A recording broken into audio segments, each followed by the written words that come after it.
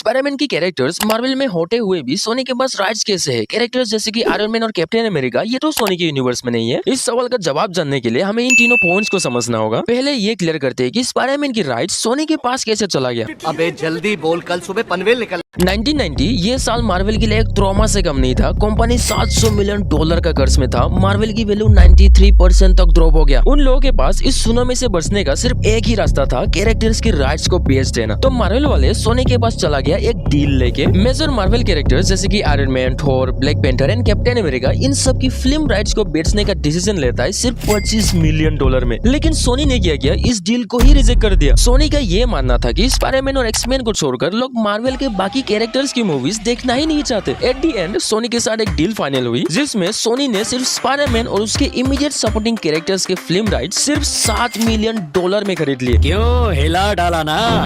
अब सवाल ये है कि $25 मिलियन से $7 मिलियन में डील कैसे फिक्स हुआ। ये जानने के लिए हमें इन तीनों पॉइंट्स को समझना होगा। पहला है the core division of rights. Sony के पास स्पाइडरमैन की लाइव एक्शन मूवीज के साथ साथ एनिमेटेड मूवीज जैसे स्पाइडर वर्स और 44 मिनट से ज्यादा रन टाइम वाले टीवी एनिमेटेड शोज के राइट्स भी है। लेकिन यहाँ पे एक इंटरेस्टिंग ट्विस्ट है। इन राइट्स को अपने पास बनाए रखने के लिए सोनी को हर 5 साल और 9 महीने के अंदर स्पाइडरमैन से रिलेटेड एक नई फिल्म की प्रोडक्शन शुरू करनी होती है। ठीक है, समझ गया। लेकिन स्पाइडरमैन के सारे राइट्स सोनी के पास नहीं है। मार्वल के पास अभी भी कॉमिक बुक पब्लिश करने की राइट्स है। साथ ही स्पाइडरमैन के खिलौने, कपड़े और बाकी मर्चेंडाइज सेल करने की राइट्स भी मार्वल के पास है। और इतना ही नहीं, 44 मिनट से कम रन टाइम वाले एनिमेटेड टीवी शोज बनाने का राइट्स भी मार्वल के पास ही है, जैसे कि अल्टीमेट स्पाइडरमैन। 2 नंबर पे है MCU पार्टनरशिप। इस डील में सोनी का सबसे ज्यादा प्रॉफिट होता है, पर कैसे? यहाँ पे स्पाइडरमैन की 16 मूवीज जैसे कि Homecoming, far from home and no way home, इन मूवीज में डिज्नी और मार्वल मिलकर प्रोडक्शन बजट का 25% इन्वेस्ट करता है और बदले में बॉक्स ऑफिस प्रॉफिट का 25% हिस्सा उन्हें मिलता है। वहीं पर सोनी बाकी 75% बजट फंड करता है और मूवीज से होने वाले 75% प्रॉफिट भी सोनी के पास ही जाता है। लेकिन इस वाले पार्टनरशिप में डिज्नी का 100% प्रॉफिट होता है। मूवीज जैसे कि Civil War, Infinity War and Endgame, जहाँ पे स्पाइडरमैन को सिर्फ सपोर्टिंग रोल में दिखाया जाता है और मूवीज को बनाने का पूरा खर्चा डिज्नी करता है और मूवीज का 100% बॉक्स ऑफिस रेवेन्यू डिज्नी को ही मिलता है। यहाँ पे एक इंटरेस्टिंग बात है, सोनी इन मूवीज में 0% इन्वॉल्व होता है, लेकिन सोनी वाले ये जरूर ध्यान रखते हैं कि स्पाइडरमैन को मूवी में किस तरह पोर्ट्रे किया जाएगा ताकि उसकी इंटेलेक्चुअल प्रॉपर्टी सेफ रहे। 3 नंबर पे है सोनी की स्टैंड अलोन यूनिवर्स। सोनी के पास 800 से भी ज्यादा स्पाइडरमैन एडजेसेंट मार्वल कैरेक्टर्स की फिल्म राइट्स है, तो वो लोग freely stand alone live action movies produce कर सकते हैं। लेकिन ज्यादातर मूवीज तो फ्लॉप ही होते हैं। पता नहीं सोनी को क्या हो जाता है, स्पाइडरमैन से दूर होते ही बाकी के प्रोजेक्ट में हक देता है। मूवीज जैसे कि Morbius, Kraven the Hunter and